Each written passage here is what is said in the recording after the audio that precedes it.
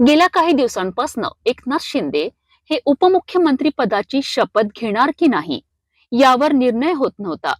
सुरुवातीला शिंदेंनी सुपुत्र आणि खासदार श्रीकांत शिंदे यांना उपमुख्यमंत्री पद द्यावं अशी मागणी केली होती. नंतर शिंदे हे गृहमंत्री पदासाठी अडून बसले होते. त्यामुळे महायुतीचा शपथविधीही लांबणीवर पडला. शिंदेंना समजविण्यासाठी भाजप नेते गिरीश महाजन यांनीही प्रयत्न केलेत, तरी शिंदे त्यांच्या मागणीवर ठाम होते. तसेच शिंदे हे उपमुख्यमंत्री पदाची शपथ घेणार की नाहीत यावर संभ्रम होता. शपथविधीला अगदी काही तास शिल्लक असतानाही शिंदेंच्या शपथविधीबाबतचा प्रश्न सुटलेला नव्हता.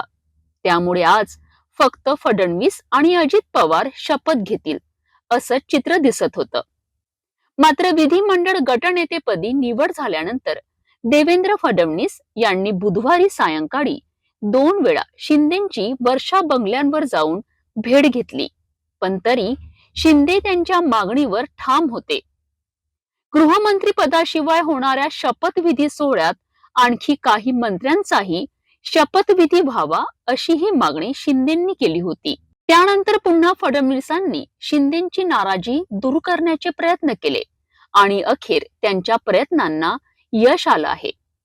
अखेर एकनाथ शिंदे हे आज देवेंद्र फडणवीस आणि अजित पवारांसह शपथ ग्रहण करतील. पंतप्रधान नरेंद्र मोदी यांच्या उपस्थितीत हे तीनही नेते शपथ घेणार आहेत.